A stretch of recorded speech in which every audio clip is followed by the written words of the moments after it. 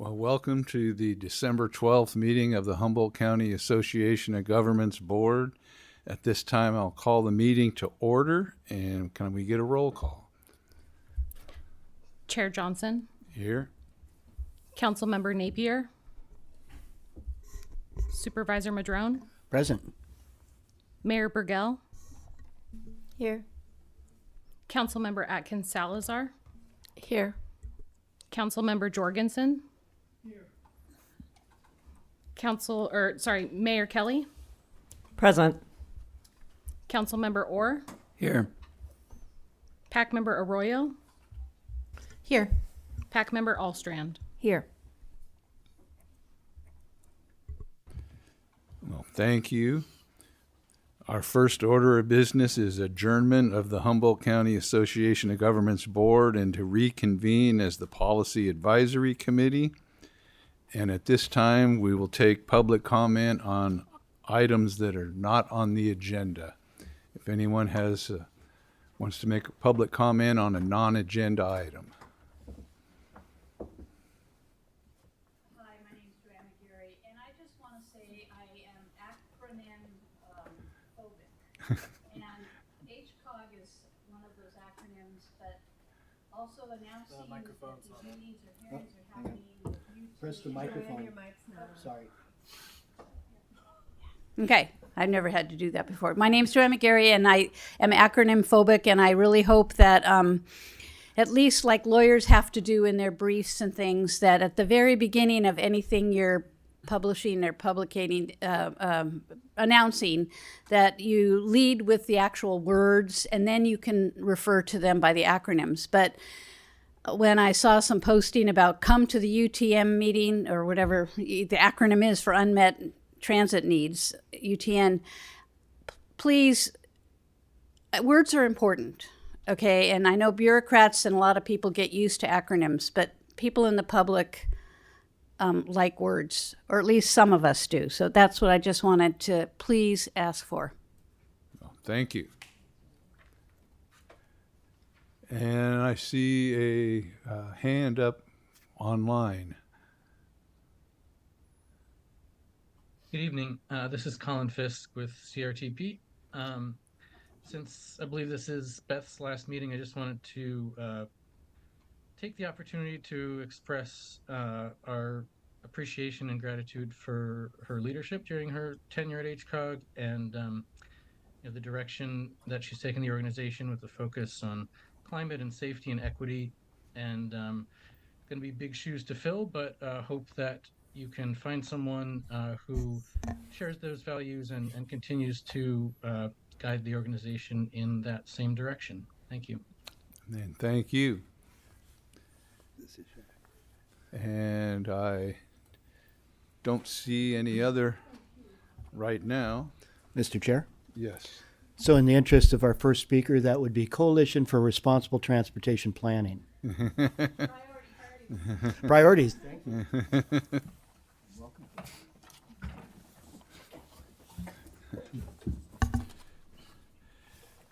And we now have a presentation on unmet transit needs by our contract planner.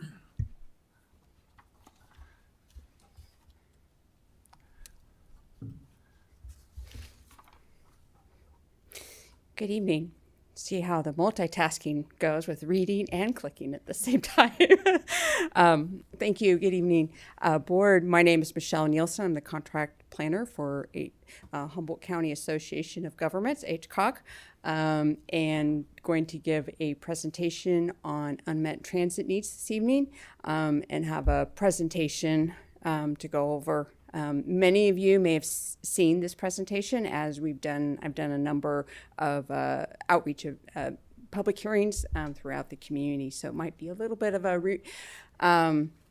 repeat, but there's might be some new comments I might have to add to it. So all the slides that are in this slide deck have been provided to Amy, and so they can be distributed to the board and to members of the public as to make those available. Following my presentation, the ask for this evening is to open the public hearing and to receive any public comment that from folks that either online or in person would like to give on unmet transit needs in the county, and then to close the public hearing.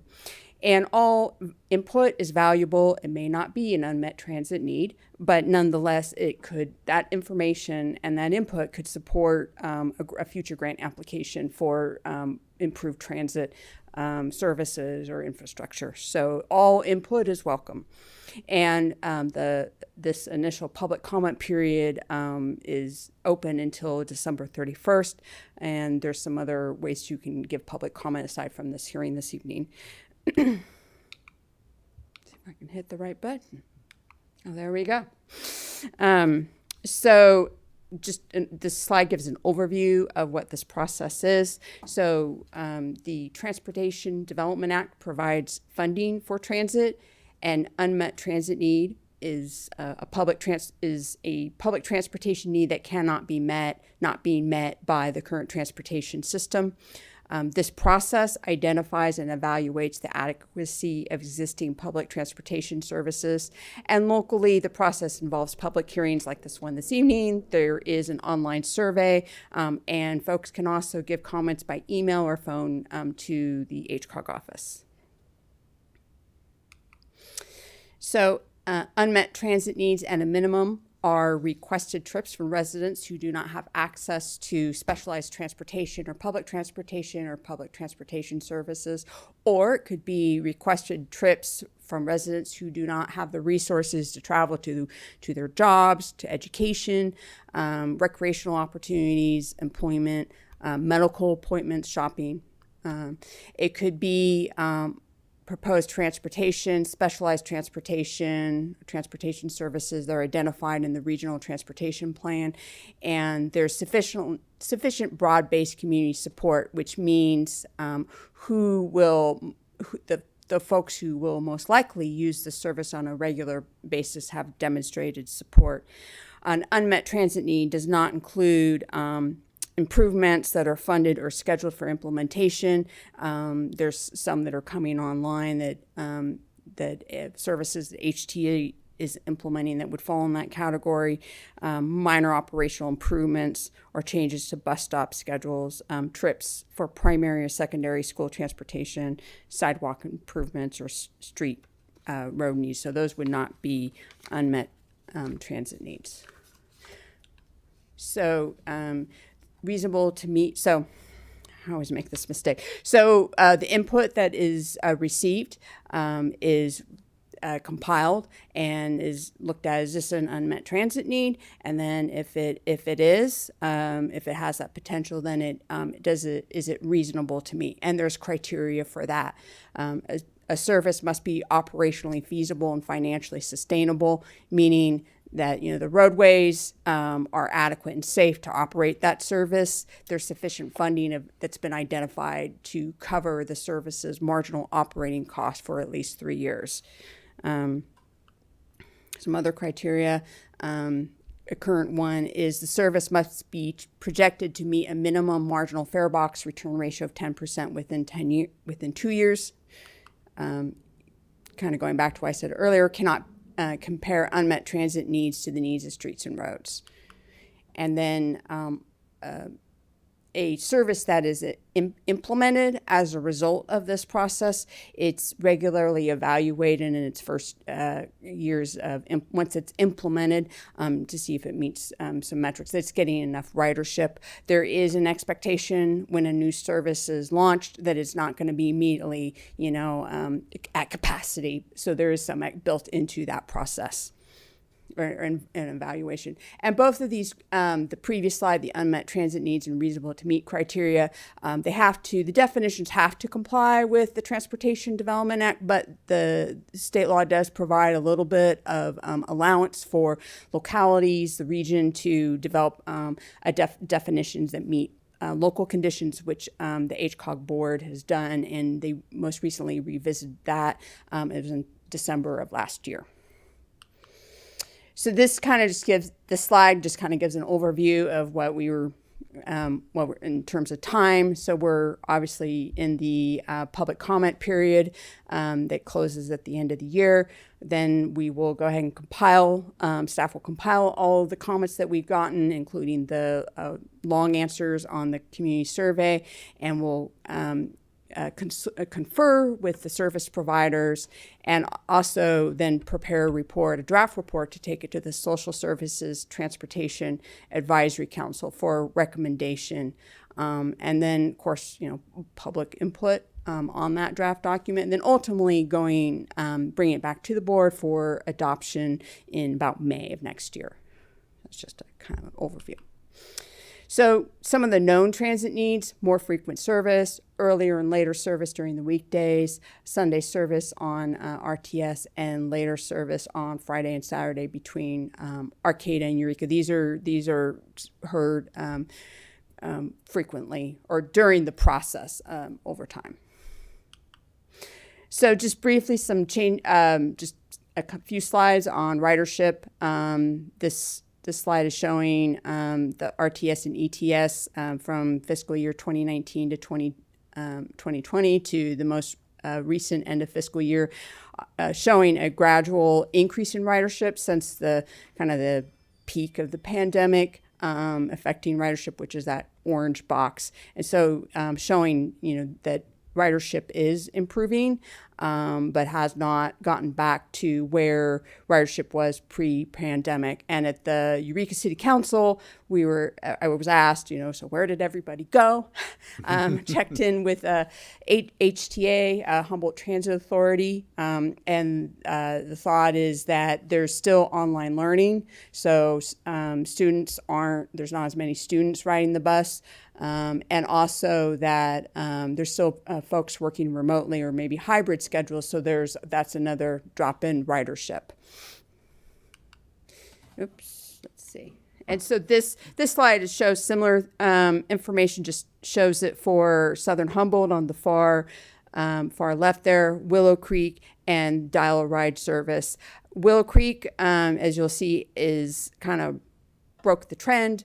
Their ridership is actually above pre-pandemic, and that's because they're actually providing transportation services for high school students that reside in Willow Creek that go to school in Arcata. So that's why their ridership is increased. And Dial-A-Ride did see a slight drop in ridership in this last fiscal year.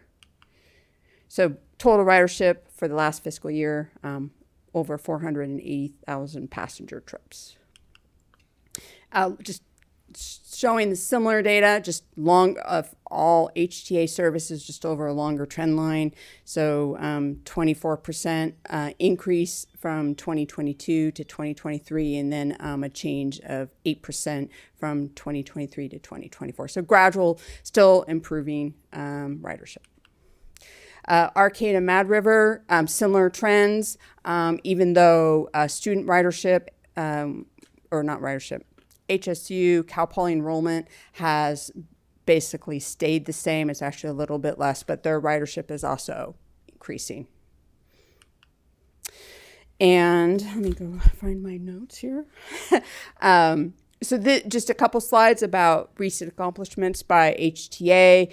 They're adding hydrogen fueling station and hydrogen buses. They're developing a intermodal transit center in the city of Eureka. Were awarded a grant for $18.7 million to further expand lower emission vehicles fleet, improve information for transit riders, and increase frequency of services. And also other things that have been implemented, unified branding and fares. Fares are across all their lines. It's $2 a ride. They also have tap to pay. Inside the buses, they have implemented Flex Rider in the greater Eureka area as a pilot project. It functions as a shared rideshare service of sorts. It was let's see, it uses open spaces on spots on the dial ride buses, and riders can choose the most convenient bus stops or other approved locations for pickup and drop off points. So a little more flexibility than the traditional bus routes. In 2025, the Flex Rider program will be launched in McKinleyville due to a grant that HCOG received. It will be for McKinleyville and Arcata, just as part of a grant that was received. And then, so the North State Express is another service that's been implemented starting in the beginning of early part of this year. And they've seen ridership is over 600 since between the beginning of launch and June of this year. And it provides people can connect to other services. They can connect down in down to Santa Rosa and even the Bay Area, and going north up into Crescent City, and also into Reading, connecting with the other services. And the objective of these services and these routes is to provide similar times of service for these destinations as driving in a car, so that make it more attractive for folks and more convenient, while also still being very affordable. So in terms of opportunities to give input aside from this hearing tonight, of course we can be emailed and call the office, and folks can leave a voicemail there. And then we have an online survey in both English and Spanish, and those flyers in the buses and posted at CR and other venue social media. And so that's it in a nutshell. And I'm happy to answer any questions there may be. Well, thank you. And is there any questions from the board? Comments?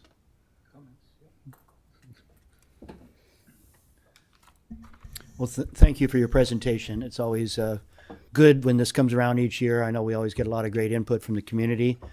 Just a couple pieces. Somewhat recently, our board talked about this concept of adequate and safe roads for transit. And one of the board members brought up that school buses go almost everywhere. And that's full of a lot of children, right? So a lot of times when we think about adequate and safe, we think only the paved roads, or only main routes. But that just really got me thinking that it really is more than that. And if the school buses can go there, transit probably could. But it comes down to ridership and a lot of other things as well. The other thing is Measure O passed, and we are so grateful to the voters in this tough financial times that they voted for almost every school bond, and Measure O, which is going to provide not only funding for our roads, which are in desperate shape, but also some funding for transit. And so I believe the way the process is going to work is that the county will be developing a system to be able to, one, work with Humboldt Transit Authority and HCOG's TAC, ultimately to this board, to provide recommendations to the county for how those monies will be spent in terms of county roads and in terms of transit. We haven't worked out any percentage basis, but it was always assumed that it would be a much smaller amount to transit than to roads, but that there would be significant funding for transit. So stay tuned. Our board over the coming year after holidays will be looking at that and working with Humboldt County Association of Governments and Humboldt Transit Authority to figure out, how to make all that fit in. So it's pretty exciting because that's kind of one of the first revenue increases in a while. Also very excited about the microtransit in McKinleyville. Part of why it doesn't have transit is because it's so sprawled out. It's hard to get the ridership to effectively run that transit. We do have a through transit, but we don't have an in-city one. But thanks to Coalition for Responsible Transportation Priorities, they helped us get a grant. We did a study with the HCOG, and that identified that maybe microtransit and some other specific things between Arcata and McKinleyville could be very valuable. So appreciate that. So just information to help fill in the analysis that will occur about these unmet transportation needs as we go further into it. So thank you, Mr. Chair. Thank you. Any other comments, questions? Anything from the audience? Yes. I wanted to include a comment that I received today by phone as part of the unmet transit needs process. I urged the caller to also convey this to HCOG, but I think they just plan to call me. So I think I will convey it to you. I got 2 of the same type of comment in the same day. One was an email that I already forwarded about a request for more frequent, express service between McKinleyville and Arcata. And then the caller today was seeking express service between Eureka, Arcata, and McKinleyville. So, and that topic has come up quite a bit in the past, but that was another individual who called me to request that. Who identified themselves as a frequent rider of transit. Thank you. And is there any public comment from the audience?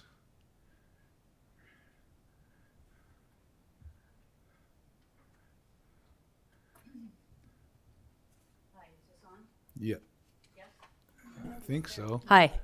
There it Okay, is. once again, my name's Joanne McGarry, JM. No, I I live in Arcata. I gave up my car deliberately in May after a year of having it on non-operation. I donated it actually, and I am living car free, not car less. I am dedicated climate activist, and that is one of the reasons, but cost is another reason, and I'm still capable of walking and taking the bus. And I am being made aware of a lot of unmet transit needs in that capacity of kind of the lifestyle experimenter. And I just need to remind everyone that not everyone has a smartphone. I have a flip phone that I'm dedicated to keeping as long as I possibly can. And, you know, people keep trying to belittle me about that. But I had an incident at the bus station on Saturday where many of us, one with the smartphone, me with my flip phone, and 2 people without phones at all, had to wait 50 minutes for a bus that I don't yet know the story. But on a Saturday, people were late for work, late for appointments, and there was no way to get information about what was going on. And I was told, well, you know, just download the app. And I just really think equity in travel, and especially in a climate changing world and in a time where we might lose our connection to our smartphones, we need to find ways to mitigate these kinds of issues and communicate what's going on for people.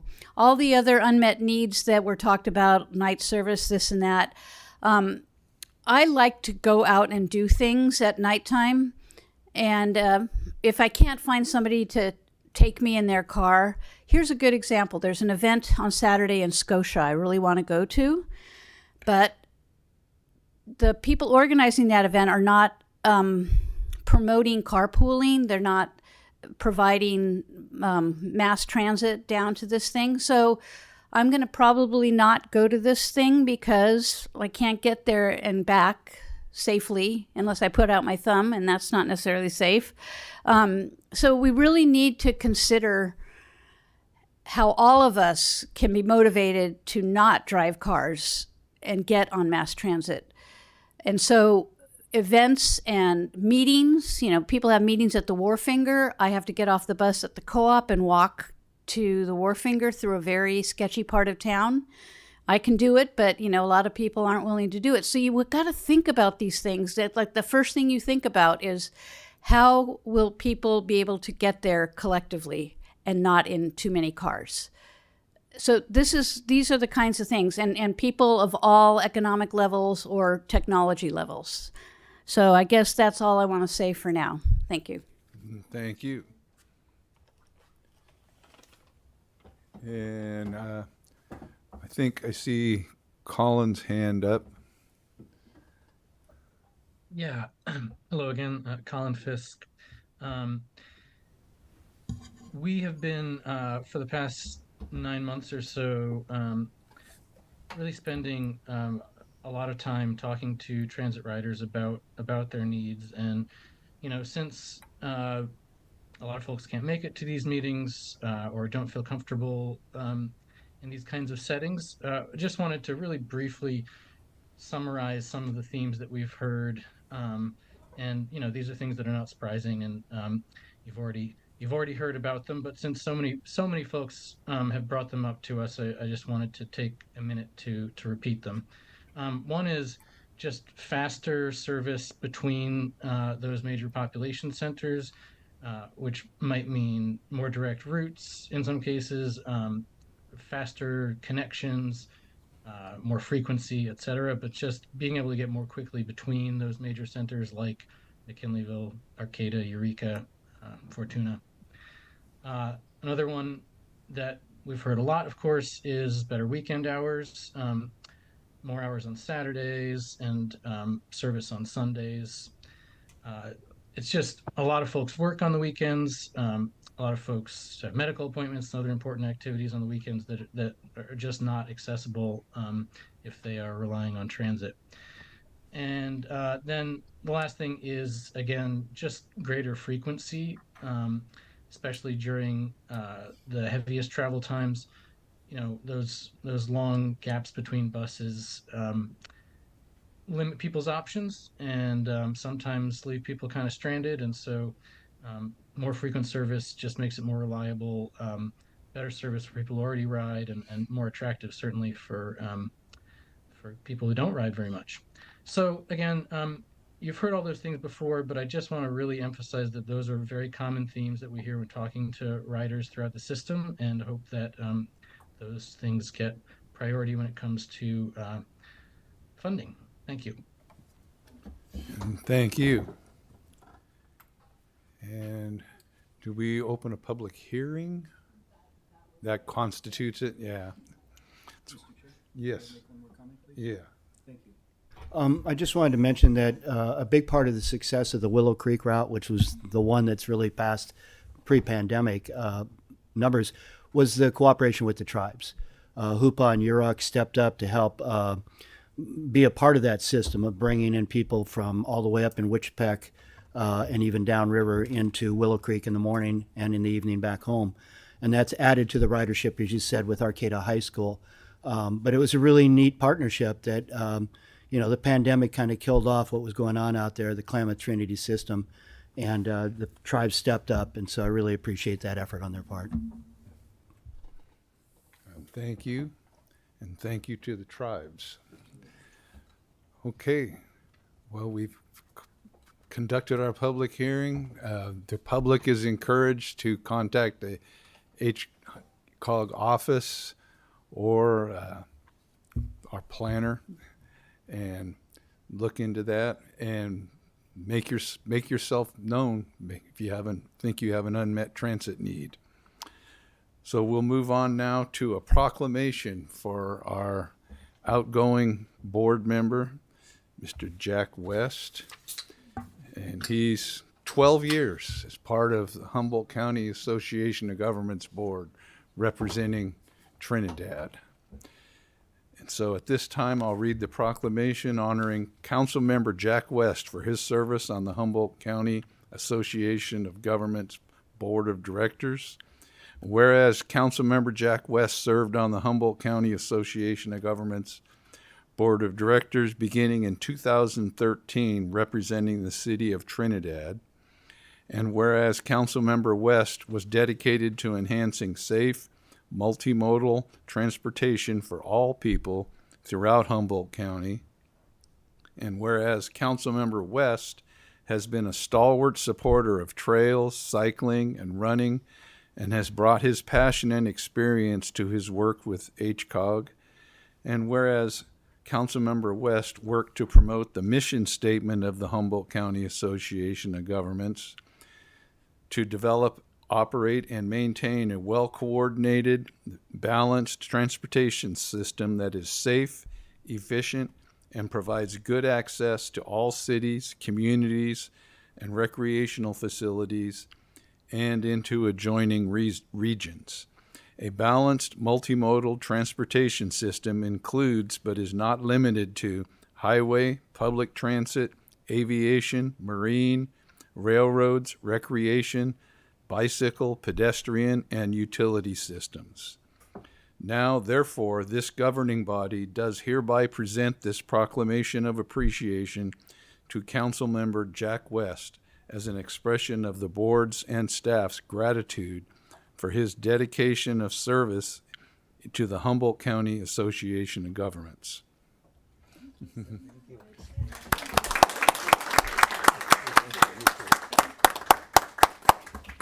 That sounded pretty impressive. I remember doing all those things. I hope you don't mind. I asked if I could say a couple of things before I slipped away. And oops. Oh, it is. Okay. First of all, I want to tell you how much I appreciated everybody in this whole organization. This has been a real highlight to be able to process everything you guys do and all the wonderful things that are going on. So I'm all positive about what you guys have done and my appreciation of being part of this for so many years. So a couple of things that I wanted to say at the last meeting, and of course with all the strange meetings at the end of this, I couldn't do it. So I'm going to do it now. I'm a cyclist, and I cycle all over the roads of Humboldt County. There's a couple of things that I really wanted you to be aware of, and actually a lot of it's for Caltrans because I'm hoping they'll listen. Our roadways have, especially the highways, are all on. They have either shoulders or bike lanes. Whenever there's Caltrans doing work, or anybody doing work, I shouldn't say Caltrans, but anyway, any kind of Caltrans type works, a lot of people are putting the signs right in the middle of the bike lane. And on the highways, I found that you can come up to these signs and suddenly have to veer around it onto the highway to get around because sometimes it's hard to see. So I'm requesting that those signs, that think about how they put signs on the road so that they don't interfere with the bikers so we can feel safer. But some of those big signs take up the whole lane and you can have you can do nothing except go out into the highway to do that.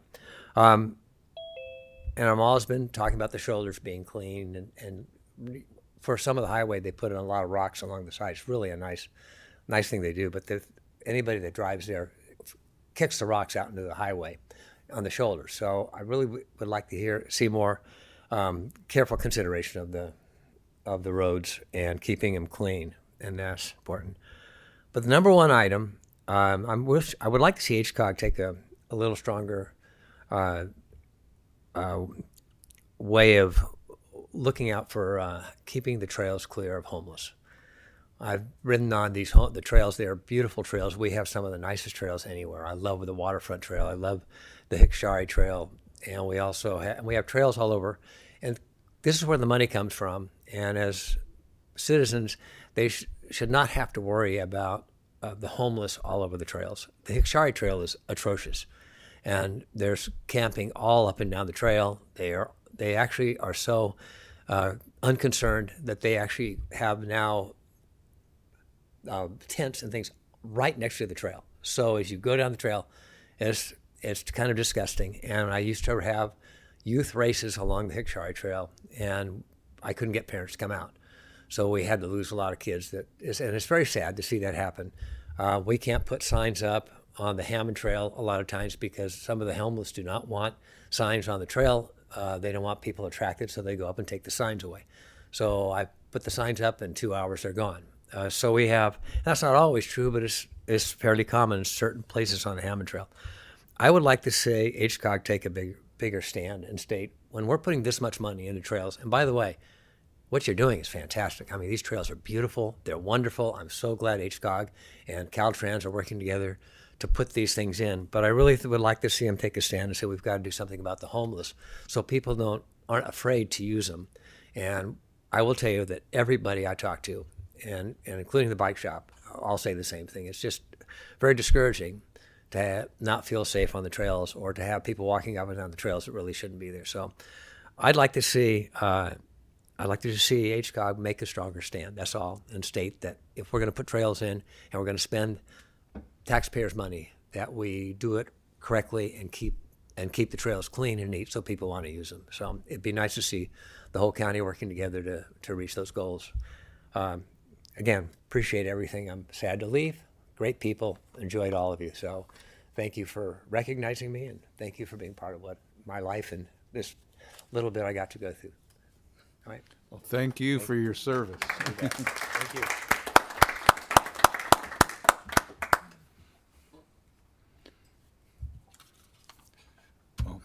And at this time, we come to the consent calendar, which has 2 items: approval of the meeting record for September 19th and the 21st, and the City of Ferndale's local transportation fund claim.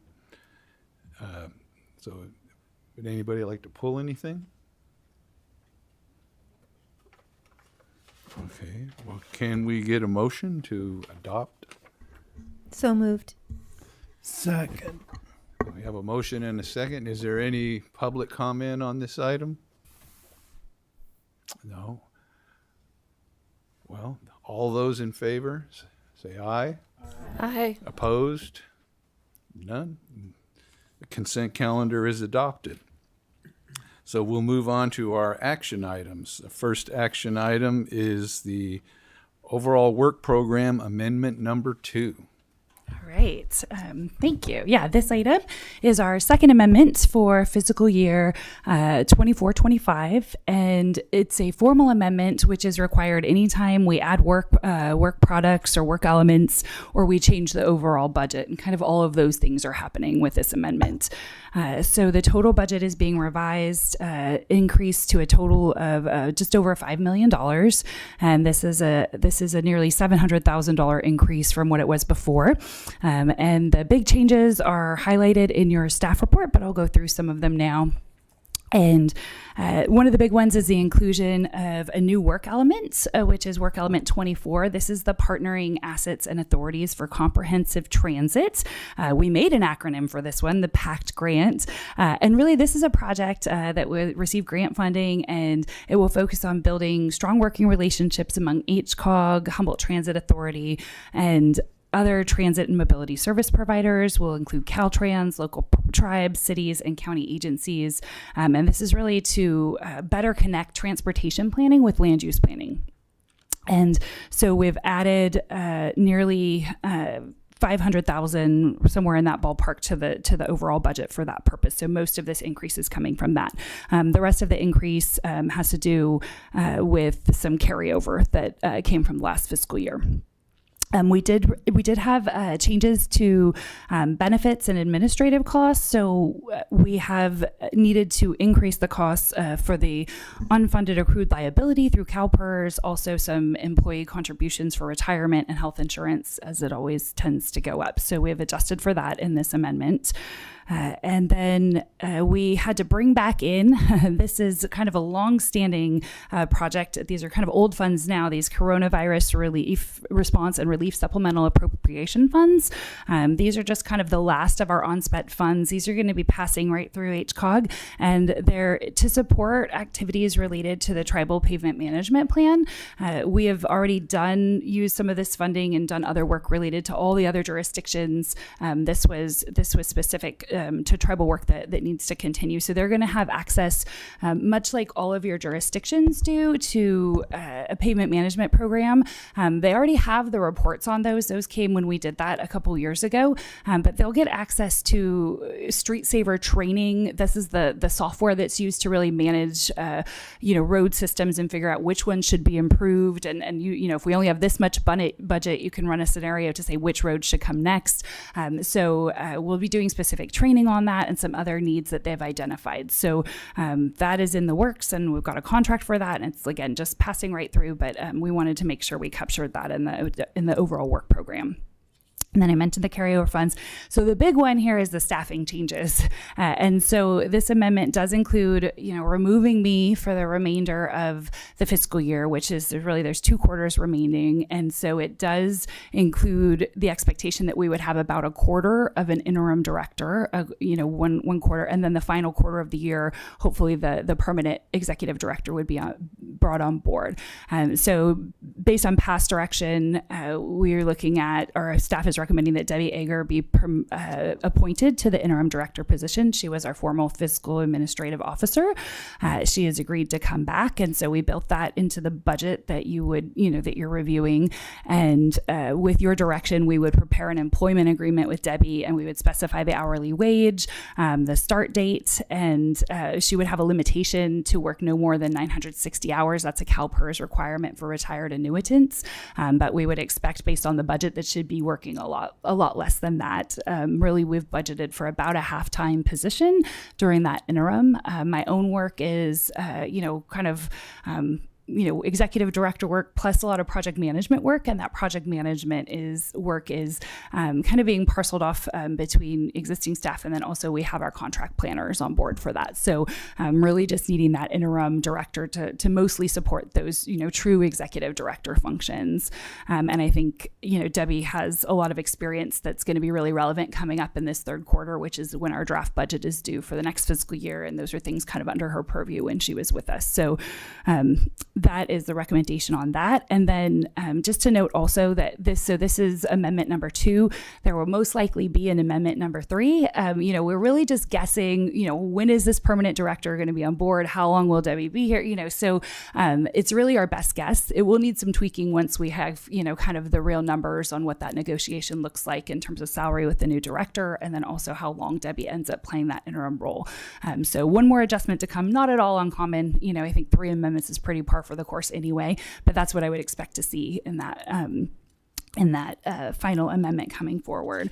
So that kind of wraps up the changes. I did want to note that there's a slight discrepancy in the staff report. So it's important in that motion that's in your kind of motion box there, that has the right start date. Part of this motion, it's important to include, we're approving this budget and appointing Debbie. That kind of gives us everything we need to start, doing all the right paperwork to have her come back. And so the date of her start date would be December 21st, which is the day after my last date. We were originally thinking maybe just bump it to after the holiday season. So we wouldn't expect her to come in a whole lot during that time, but it doesn't make sense to have no executive director for any amount of time. So she can just kind of then be, on paper and on call during that until her hours start more routinely after the holiday break. So that's what I've got on that. Happy to take any questions and answer anything anybody has. Any questions from the board or the PAC, I should say?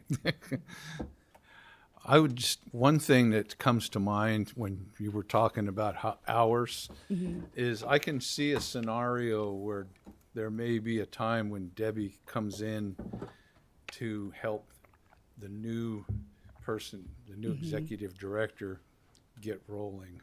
There's a lot of things that just you don't notice until there's nobody around and you got nobody to ask. Yeah. I think the budget would allow for that. One of the requirements that we learned doing this research is we can at no time have an executive director and an interim overlapping. So that's why it's really important that she pick up, the day after I'm done. Her and I cannot overlap at all. We're having good conversations in anticipation of that. But in terms of her technical start date, it wouldn't be until after. So I think the way, you could bring her back with a different title at that point, even as independent contractor or, some small scope. Yeah, consultant, exactly. Just as long as there's no, overlap in the titles, that's a CalPERS requirement. But yes, still those opportunities to do that information sharing. Yeah. Nothing to, no comments, any public comment? None. Well, do we have a motion? I'll move approval of the recommendation. Do you need me to read out both parts of it? No. As presented in the staff report? As presented in the staff report. And big thanks to Debbie for being willing to step into that role. I enjoy her and will enjoy working with her again. I think she's really excited. Second. So we have a motion and a second. We get a roll call? Just We don't need- vote is okay. Oh, I think well, just it. motion in, we'll take a voice vote. All in favor? Aye. Opposed? None. The motion passes.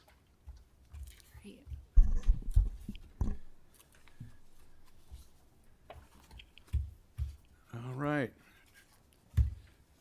Now we have a discussion item related to the proposed approach to the Regional Climate Action Plan, RCAP, Committee and Manager position for fiscal year 25-26. Okay, I'm up. You guys are going to hear a lot from me tonight, so it's a good finale of doing a lot of talking on my end.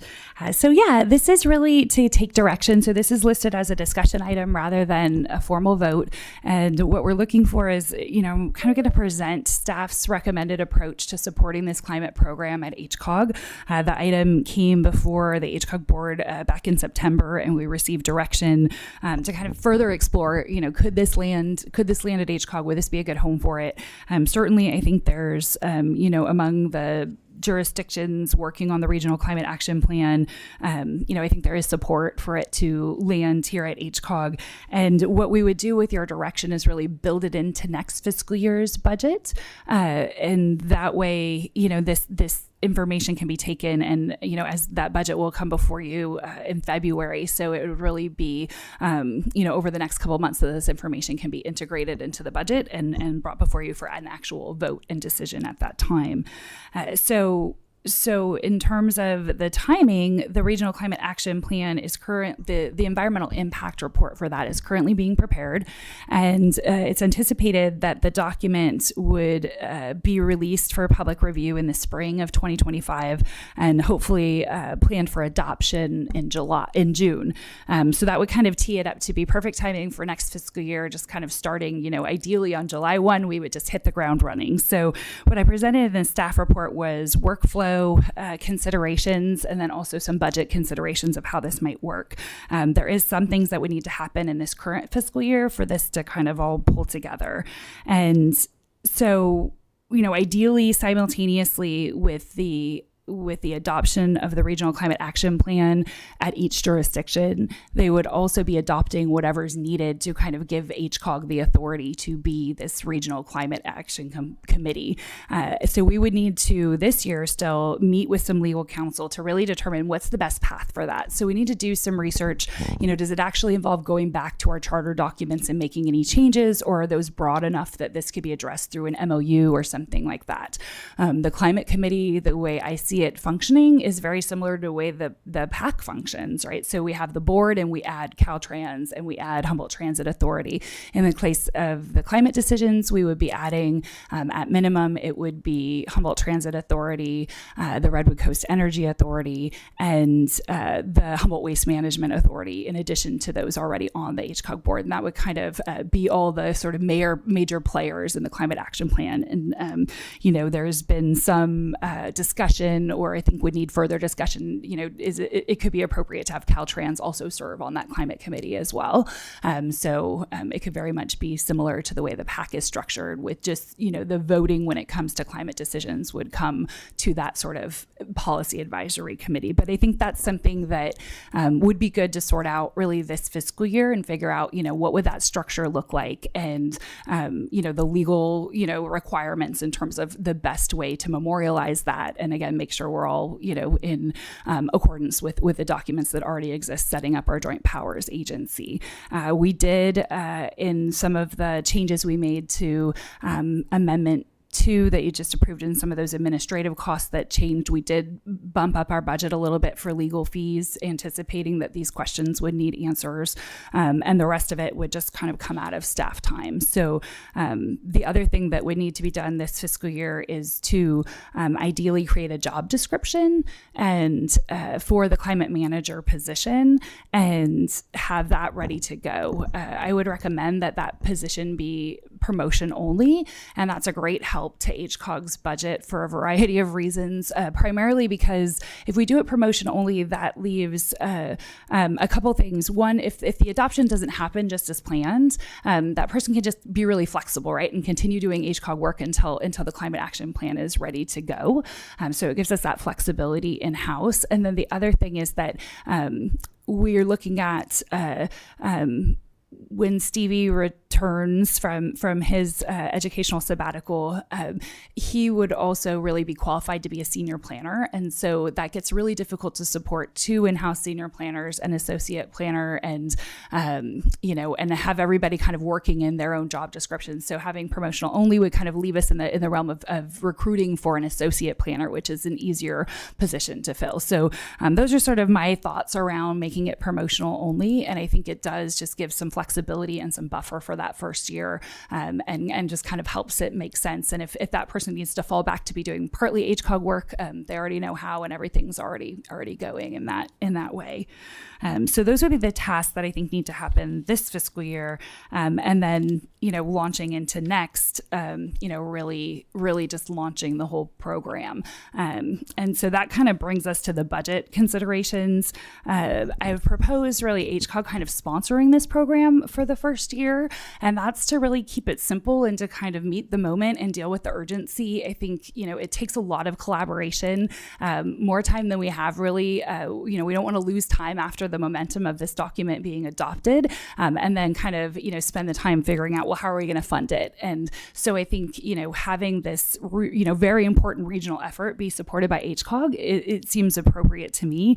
I will say that there's about 75% of the measures in the Regional Climate Action Plan are transportation related, very much in line with all the things we're already working on. So it does make sense to me that HCOG would always be, a partial funder of this position. But in that first year, it would also be really crucial to be coordinating with all member agencies and see what everybody is able to contribute. And I think, just at the staff level, the discussions of kind of the Regional Climate Action Plan group has been very encouraging in terms of ideas and solutions everyone has. And people do want to contribute and want their jurisdictions contributing. But there's also a lot of grant funding that can be leveraged. And so I think that is, probably a very viable long-term solution.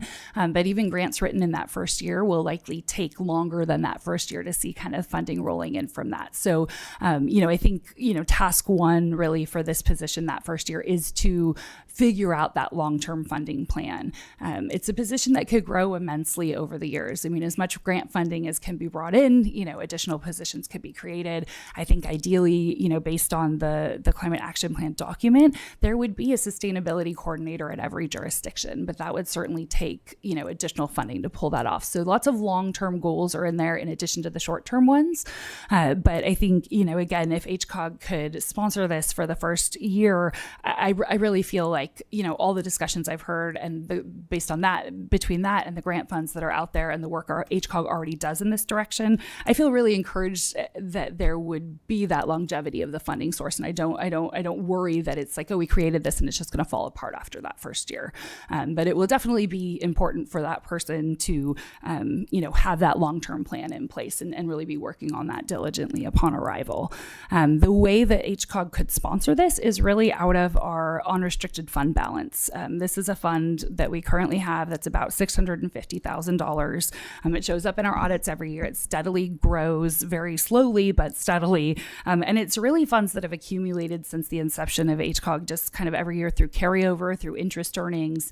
And so it's been really important for the health of our organization to have this healthy reserve. So much of what we do is grant funded and it's on a reimbursement basis. And sometimes it can take a really inordinate amount of time to get reimbursed. And so having a healthy reserve is really important. But I've, during my time here, I've kind of been keeping an eye on it and wondering at what point is it healthy and at what point is it sort of, really sort of hoarding money when we have a big need. And so I think it's appropriate that it go towards a really important regional project, and that we continue to maintain a healthy fund, but we could contribute up to $200,000 and still have a healthy reserve, still allow us to have cash flow, not be concerned about cash flow when we have grants and we're sort of overextended until we get reimbursed, but also, allow us to contribute to this really important regional priority.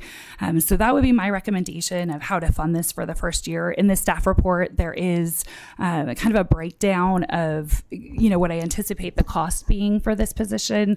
Really, the bulk of it comes to the climate program manager salary, but there would also be there's a monitoring tool that comes the consultants who have created the regional climate action plan also will produce a monitoring tool that will allow us to more efficiently show our progress, which is important for this whole effort. And so that tool, the quote for it is about $17,000. So I think that first year that tool would be important to cover. There would be additional staff hours in addition to the program manager. Certainly there's going to be admin support and the executive director participating. So I left some budget in for that, and some equipment and supplies. I might need a computer. I don't anticipate this being a huge part of the budget, but just there's always ancillary things that are needed. So that brings us to just under 200,000. So kind of matching up with what I've proposed to pull out of the unrestricted fund balance. And then I provided a couple of tables in the staff report. I did notice, I think table 3 has an error on the bottom. There's an extra total there that shouldn't be there. But really to kind of show, for fiscal year 25, 26 for next fiscal year, overall staffing costs based on assuming a full slate of staff, and that amount coming out to about $750,000. And then looking at our historic staffing costs, it's really not that out of line with what we've managed to fund. And we've had some big kind of not big, but over the years it's changed depending on the staff that we've had a couple of retirements of staff that have had a lot of longevity, and they also left with quite a bit of benefits and those kinds of things. And so we've also downsized a little bit. We had I guess it was an executive assistant that retired, and we did not replace that position. So we have fluctuated somewhat over the last few years. But I just wanted to show that, for less than $50,000 difference, we could pull off this position, even though the cost is much greater.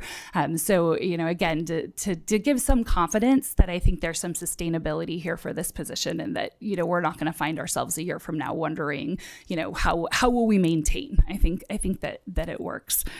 So that's really what I wanted to share about that. Again, we're looking for feedback tonight, and whatever we hear about this plan or tweaks to it or concerns will be passed on to staff that will be continuing this effort and really built into that next overall work program for next fiscal year. So I'll leave it at that, and happy to answer questions or take comments. Any questions, comments? Skip. Thank you, Beth. I think that is a good start to what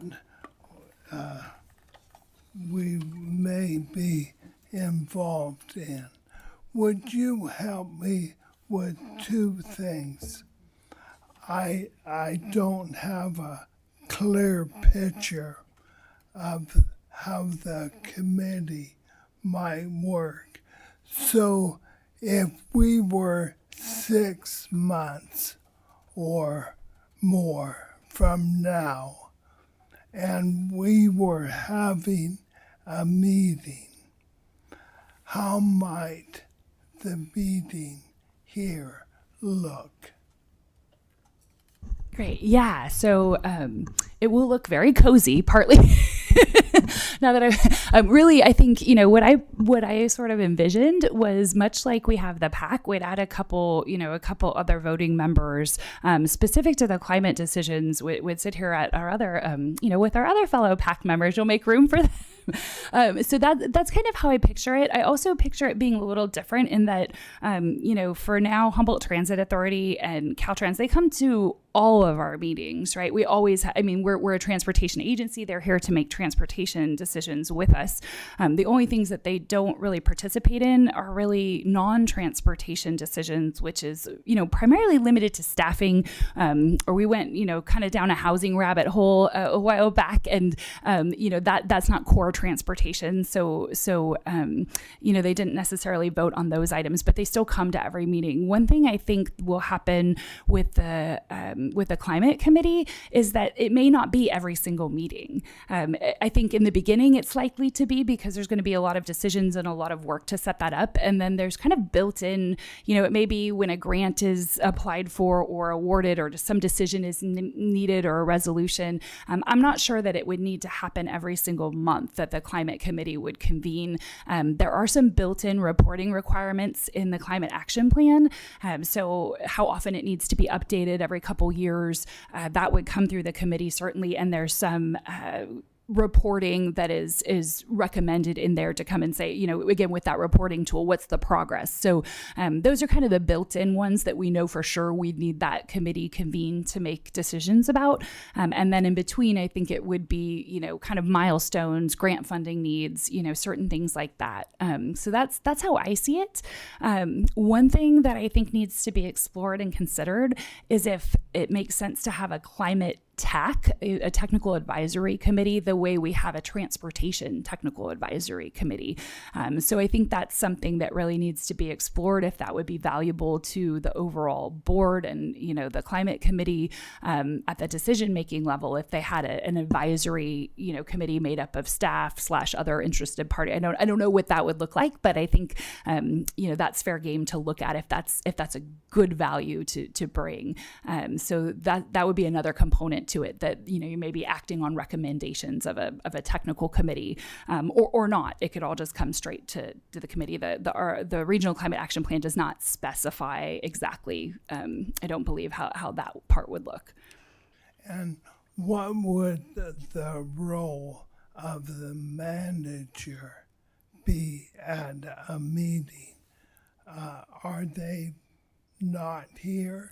Or They're here. Yeah. Sitting with you? Yeah. They would be sitting at the staff table. Yep.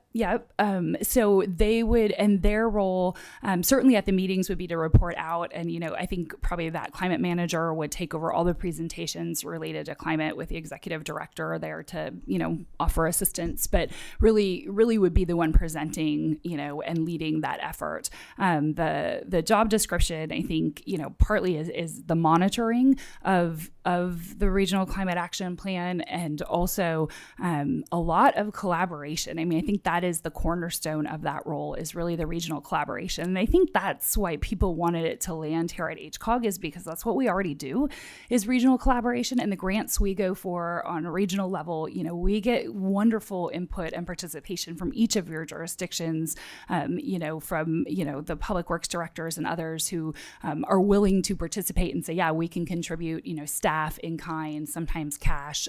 So it will be the climate program manager's job to kind of see those grant opportunities, figure out, what are we going to go for, and really work at that staff level to figure out the level of participation that all the member agencies can pull off. Okay. And one more. I think there were a few statements in the report, but tell me more about the positives of promoting within. Yeah. Well, the positives I see, on a very practical level, I think that it's useful to the HCOG budget, again, because it leaves us in a situation where we're not trying to support 2 senior planners in addition to a climate program manager.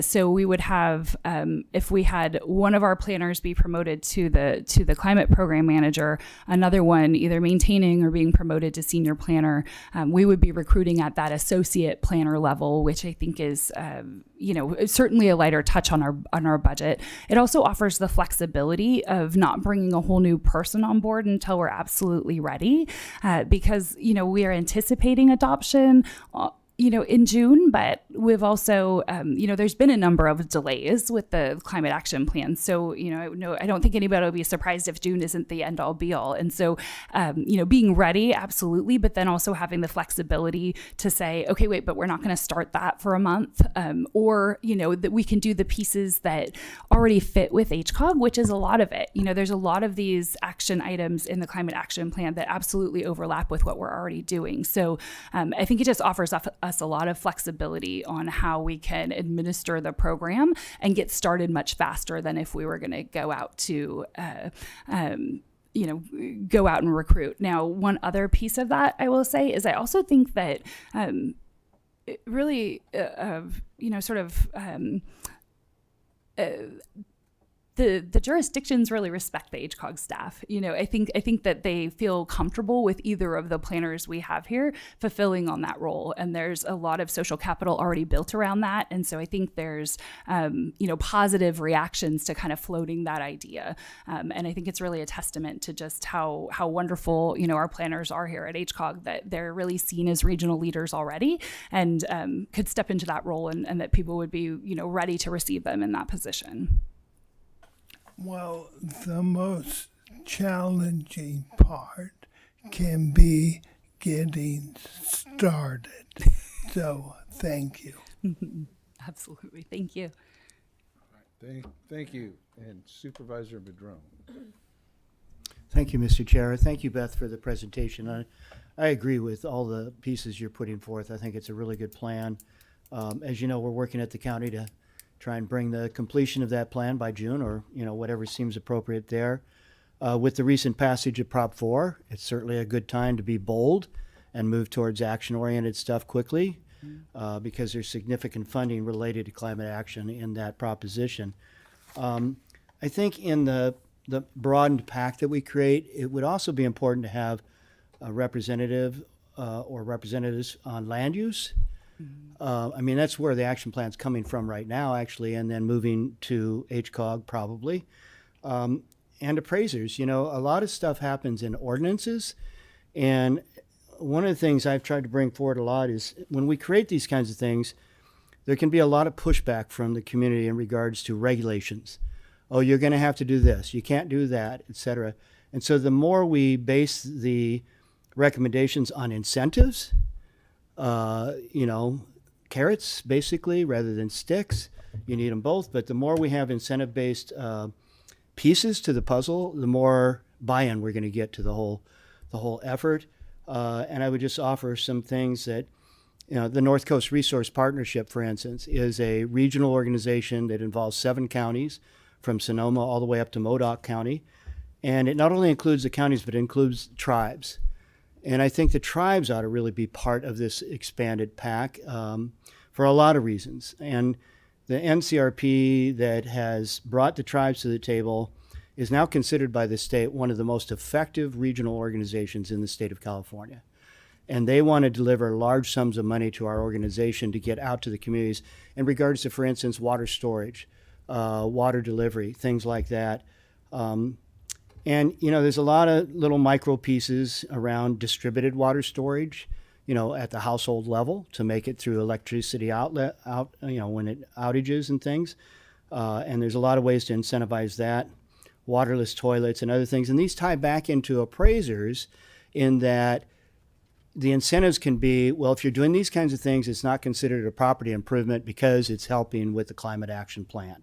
Like water storage, for instance. Right now, if you do more water storage, it gets taxed as a property improvement, which is a disincentive. So that's just one example, and I think there's a lot of things like that by adding land use, appraisers, and tribes into the puzzle, I think we'll get a broader perspective on solutions and things like that. So I just wanted to share those couple of thoughts. Obviously, multimodal support, trail support, and all of this, which is a piece of transportation. I agree with you. The bulk of it, 75%, as you mentioned, is transportation related because that's where we have our biggest emissions. And as a rural county, there's a challenge there. But truly, once the Bay Trail is done next summer, we're going to see a lot more people utilizing that to get back and forth between Arcata and Eureka.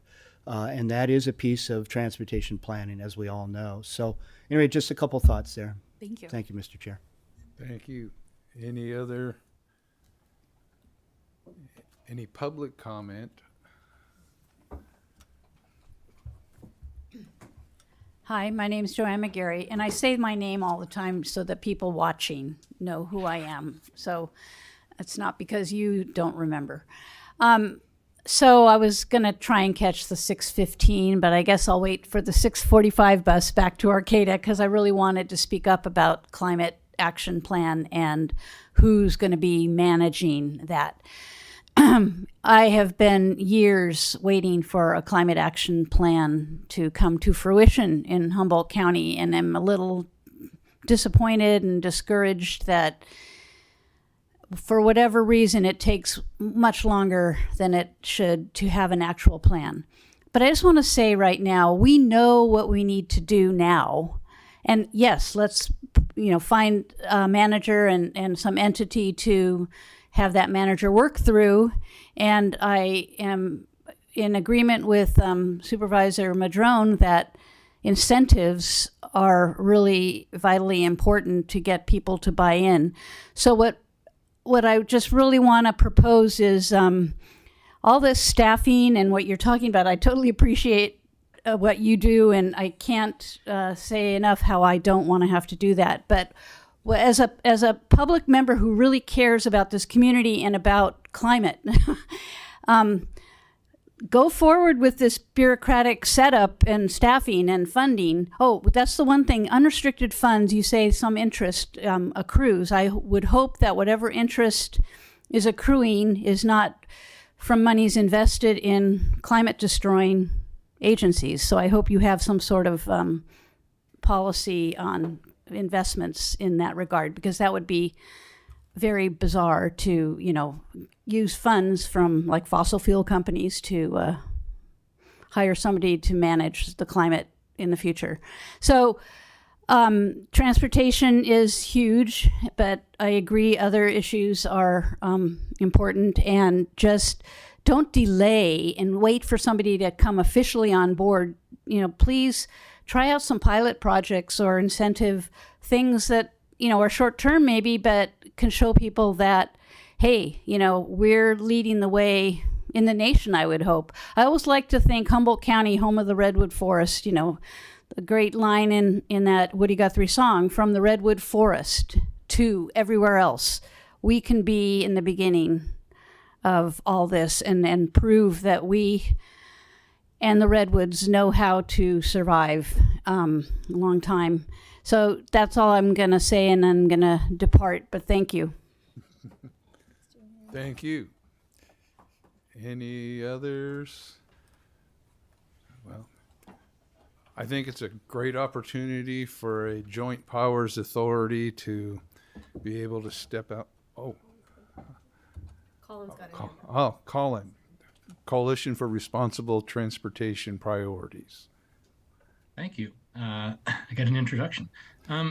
Yeah, I just wanted to say that we really appreciate HCOG stepping up to this role, and especially offering some resources to make sure that as soon as the plan is adopted, that the region can really hit the ground running.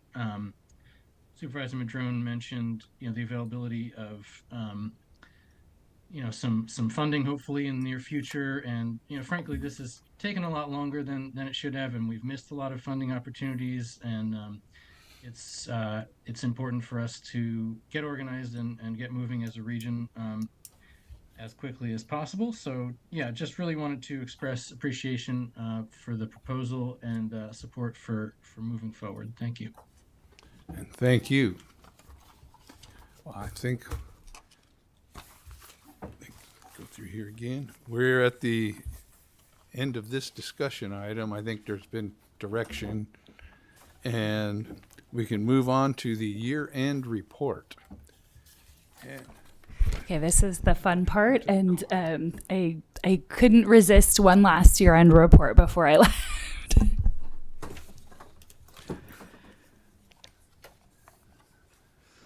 But I will not not belabor it too much. So, you got the highlights document. We will be publishing this. We also get it translated into Spanish and send it out. So we're working on that part. But just to kind of, sum up our year, it's not every single thing we work on, but I like to go through the highlights.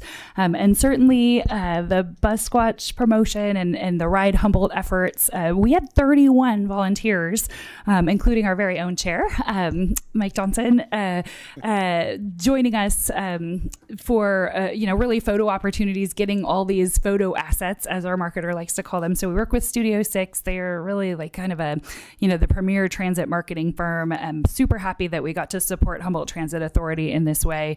And really hats off to Una for some major coordination, getting 31 people. Really, I think it was within 2 days and, all over the county. And it was a lot of coordination. She did an amazing job. And again, these photo assets we have, they certainly, are useful beyond just this marketing effort for transit. They've already kind of spruced up our website and other promotional materials. So we're happy to have participated in that. And then our website got its upgrade. And so we hope that some of you have had a chance to go play with it a little bit. It looks much more modern, and we've definitely included some of those new photos. It should be a little easier to navigate, and it's definitely more accessible than our past website. So we're really proud of that. The other thing I wanted to mention was the Keys campaign. This was this month-long campaign, social media campaign, really highlighting housing insecurity in our region. This was funded with REAP 1.0 funds, one of the sort of last projects to come out of that program. But we did, several throughout the month, several housing related posts, and it attracted over 700 video views, and we reached over about 30,000 social media users. So we had a great reach on that. It was something new and different we hadn't really done before, and I think it was a big success. Then the next thing to mention is just our continued support for active transportation and safety. This is really at the core of what we do here.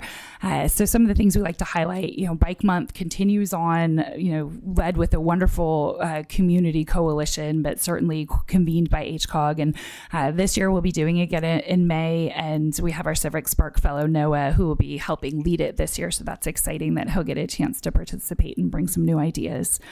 We continue to provide administrative support for the Humboldt Bay Trail Fund Committee, and this fund supports improved facilities along the trails. We've often funded things like trash cans and benches. This is a donor-funded fund, and so what we do is really just provide that admin support and work with a committee that's selected, and get grant solicitations out every year, and then take input on how the trail's maintained. One of the main things that the Humboldt Bay Trail Fund supports on an ongoing basis is the Trail Stewards program. So when you see people out there cleaning up the trails, that's part of partly funded by the Humboldt Bay Trail Fund. And then HCOG staff just participated in numerous active transportation and safety related task force. We really do our best, even with the small staff that we have, amount of staff we have, to engage with our community and our partners and really lend our expertise whenever we can. And so this is just, partial list of things we're involved in, really doing the very best we can to make sure that we're keeping, active transportation and safety top of mind for our region. And speaking of lending our expertise, I think more and more HCOG is being asked to present at all kinds of events, which is, great fun. And we've continued that. And this year we presented at the California Planning Conference, Resilient Futures in Rural Communities. They were very interested to hear about our regional transportation plan and our safe and sustainable transportation targets. Stevie actually presented on a federal grants webinar. This was related to the Safe Streets and Roads for All grant we got, so that was kind of cool. He got some nationwide exposure on that one. And then we've presented at some leadership academies throughout the years, as well as other events. So it's just been fun to kind of get out there and show what we're up to people, within and outside of our region. Then the SAFE program, which is the Service Authority for Freeway Emergencies. As you know, we manage the call box program. We did manage to get in 22 new call boxes, primarily on highways 96, 169, and 36. Several of these are satellite call boxes in areas where there's just absolutely no cell reception. And so really a lifeline in those areas. And so those have been well received by the community. And then the motorists CHP supplemental patrols on Highway 96 and 36. The stats are provided there, but just the one that sticks out to me is the 224 motorist services. So that's, 224 folks stranded on the side of the road that CHP was able to give a hand to because we helped fund those extra patrols that allowed them to be out there. So happy we can contribute in that way. And then the other thing we always provide in these updates is kind of like by the numbers, how much money passed through HCOG this year. And it's kind of a big number this year, just over 17 million. And it's all kind of the normal suspects. I think the big one that's really different is this Senate Bill 125. It's this formula-based funding that came for transit, and it's flowing through HCOG, primarily going to Humboldt Transit Authority, Arcata Mad River Transit, and there's also a set aside for Yurok Tribal Transit. So we have that program. We've already received, it's 16 million total that will be coming over the next few years. We've already received 7 million of that and are getting it out. This was a program designed at the state to help the transit agencies deal with fiscal cliff. And as you saw during the OnMet Transit Needs presentation, ridership still has not bounced back to pre-COVID levels. That is true, statewide and beyond, even nationally, and I think, even ridership trends beyond our nation. So really this was some funding coming through to just help kind of stabilize the transit industry until ridership bounces back. And also realizing that we need transit to meet our climate goals. And so we can't really let it fall off and not be a part of the solution. So that's kind of the big new program that we hadn't seen before, brand new this year. And so then just kind of the breakdown of all that money that flowed through, of that 17 million, over 15 went to transit. Again, half of it was from that Senate Bill 125 program. But this is funding all kinds of things: zero emission buses, operations, reduced fares, this $2 fare. These funds are helping to support that. It does support dial ride and many other safety and facility improvements. And then 1.6 million went to local streets and roads. So that's money that flowed through HCOG for those purposes.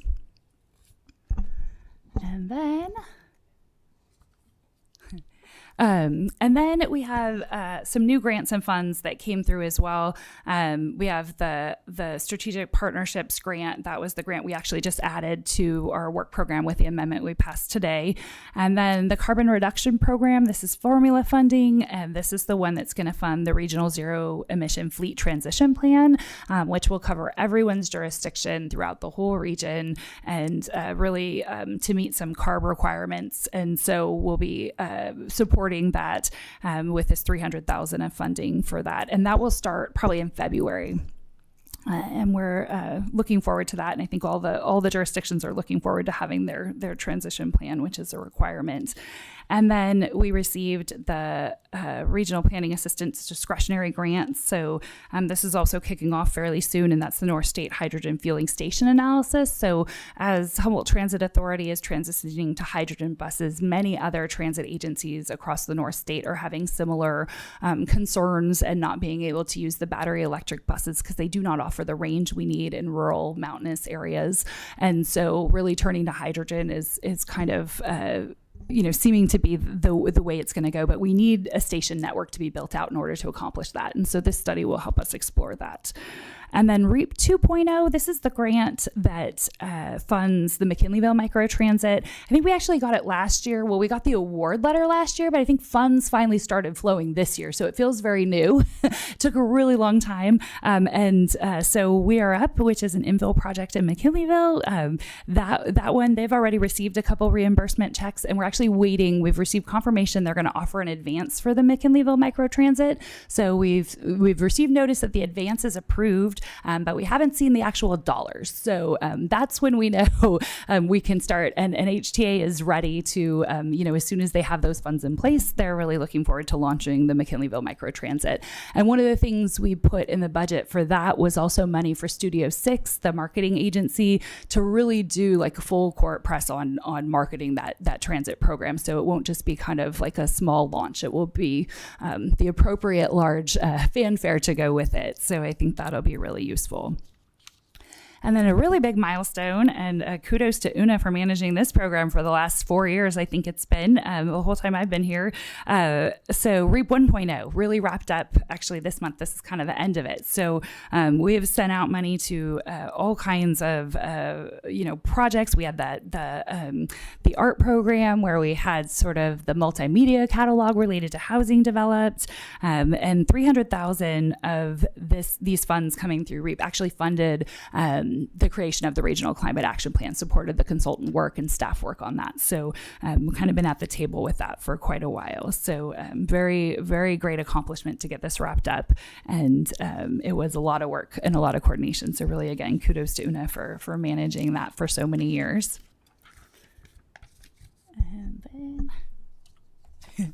And then just some fun, stuff that staff's been up to. Of course, Stevie is out on educational leave, and so he's out enjoying his time in Barcelona and learning a lot that he will be bringing back actually August of 2025.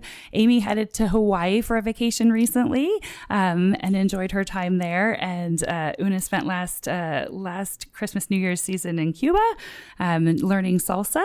And that was great fun for all of us to get to hear about. And in February, I went to Nepal, which is where I served in the Peace Corps. So I hadn't been back in 20 years. So that was really a fun trip. And then some big changes on the horizon. We're so happy to welcome Noah as our Civic Spark Fellow. He'll be with us the whole year. Again, working on the safe and sustainable transportation targets, really helping us. This is going to be great because it's already time to launch into the next regional transportation plan update. One thing we've just lacked capacity to do is really hone in on those safe and sustainable transportation targets and figure out, are they working? How are we tracking them? So he's really doing the deep dive into that. So I think that'll be extremely beneficial launching into the next update. And then I'm headed out. This is my very last meeting. So that's it for our highlights. But I would be happy to take any comments. Super fun. We had a good year. $17 million dispersed through the communities. Every agency here had an opportunity to partake of that, and that's a big deal. So thank you. Mm-hmm. Any other comments on, well, with that, impressive. Yes. We can reconvene as the HCOG board by a motion, and we will at that same time pass the PAC recommendations.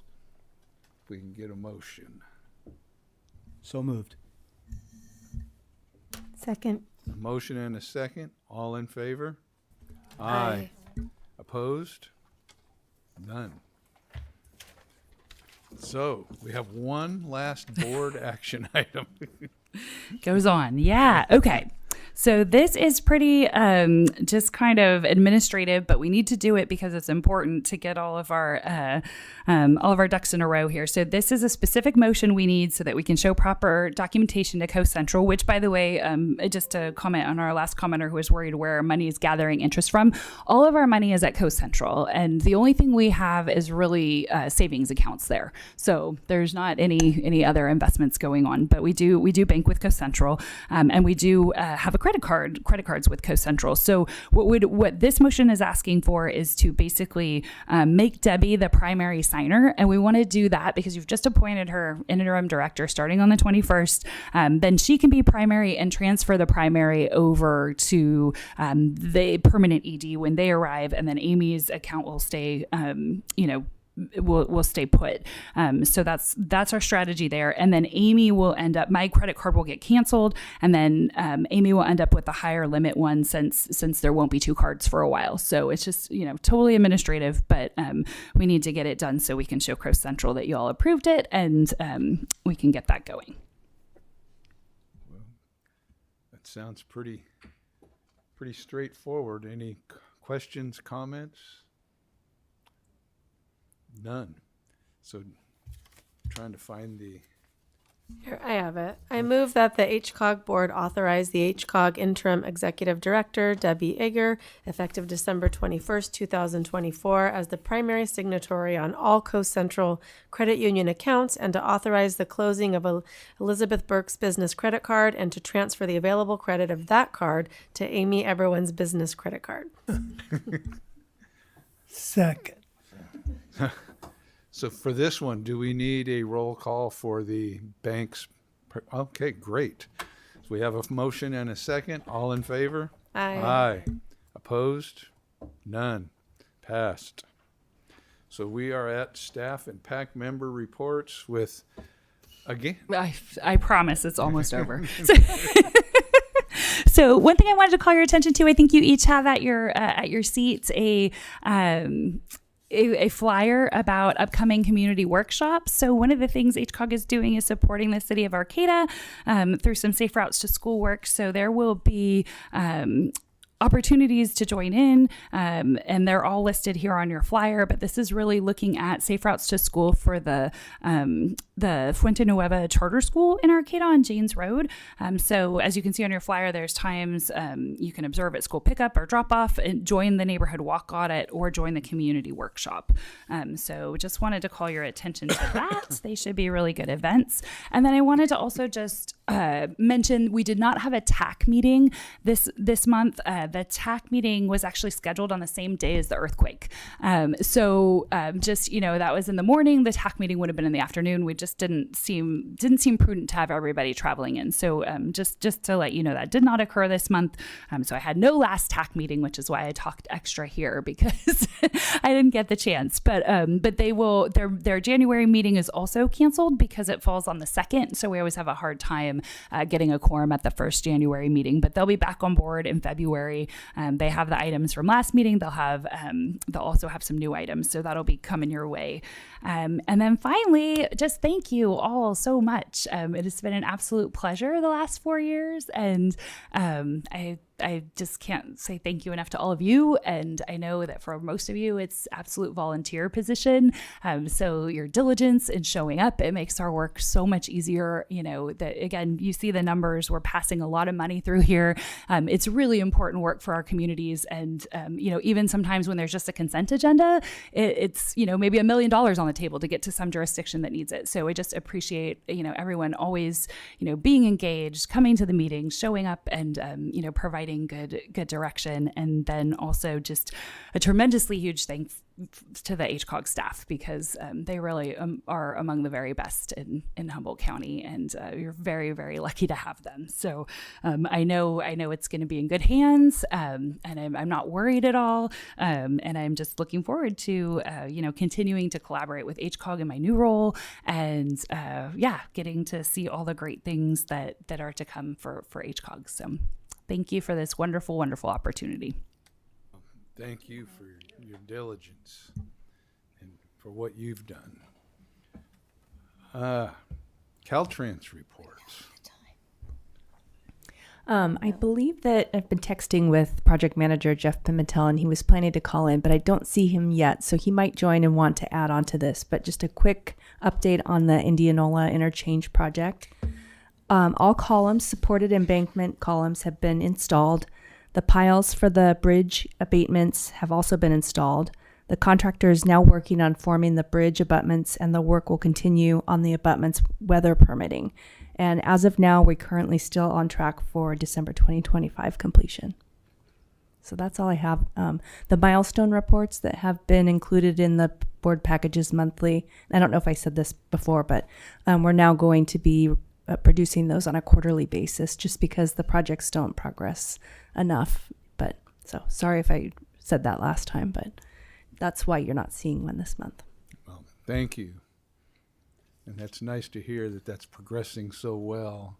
And I go to cash and carry monthly, and I can see the movement. Sometimes feel the movement.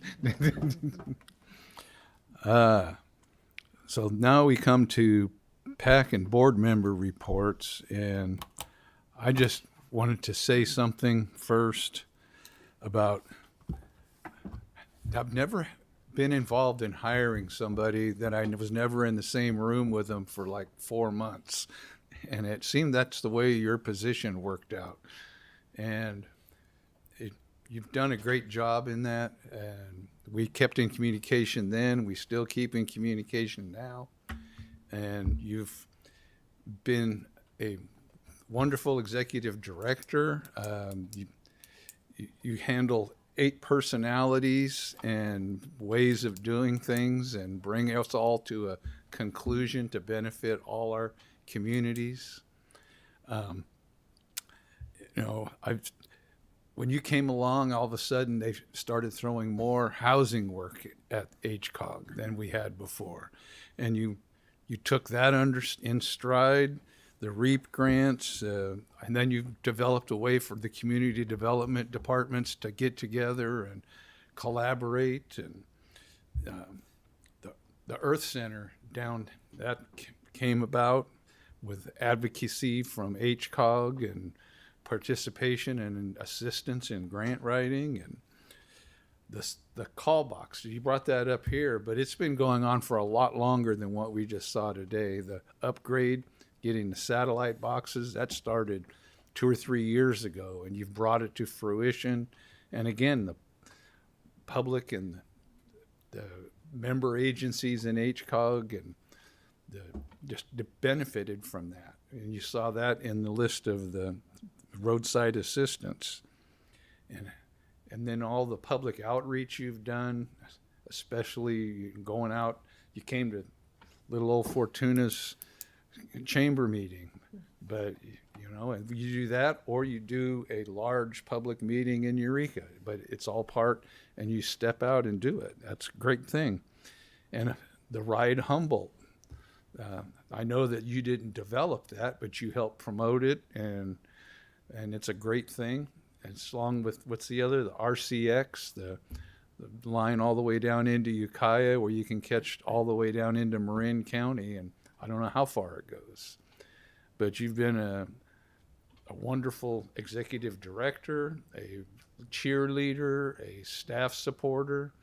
There's a couple times you had to deal with some personnel situations, but those road bumps come along, and you weathered those too. So I just want to say thank you for that and for what you've done. And I think Councilmember Atkins Salazar has something to say too. Sure. Thank you, Chair Johnson. And thank you for summarizing all of Beth's accomplishments, or some, not all of them, but some of them. So thank you. And I just wanted to thank you and say, I joined the board 4 years ago, right after Beth was hired. And so we kind of had a bond because we were both learning, and she was really gracious. And this agenda and understanding everything can be a little bit overwhelming at first. So I appreciated your patience and just also that you're thoughtful and dynamic leadership. So on behalf of the board, we just got you a small card and a small token of our appreciation to say thank you.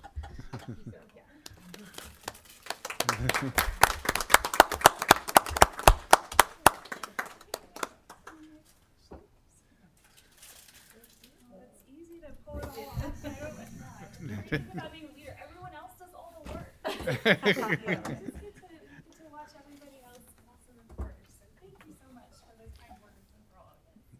Thank you for what you've done and been and what you're going to do, because I am an RCEA CCA customer. But is there any other board or PAC member reports? Yes. Thank you, Chair. Beth, a lot of good things have been said, but I will say that I think one of the really true signs of a leader is somebody who can nourish their staff, nourish and treat them as coworkers. Literally, not just staff, but coworkers, and really embrace what they could be. and support that. That is just, you don't find that all the time in this world. You're not about top down, you're about really supporting that whole team effort. And I just want to acknowledge you for that and thank you. Yes. PAC member Arroyo. Thank you. I always have a report. And this one, even though I will add on to the great words about Beth, but it's also about transit. But I'll start with the Beth comments. I was fortunate to be able to be part of the hiring committee to hire Beth away from HCOG with my RCEA hat on. But what so Skip and I are fortunate that we get to work with Beth in this RCEA capacity as well. But great talent to bring to another really important organization locally, and it's going to be a joy to continue to work with you.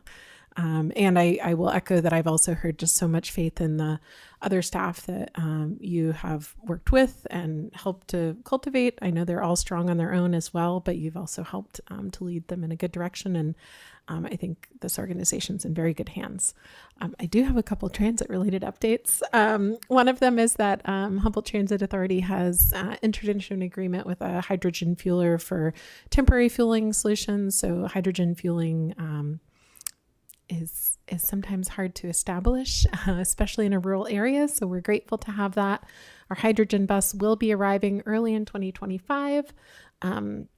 We haven't really been promoting the North State Express yet until very recently. That promotion is kicking off. So earlier we heard that there were about 600 riders so far for that route that connects all the way to ultimately connects to Ukiah and then south to the Bay Area, or to Mendocino County, which gets folks to Point South.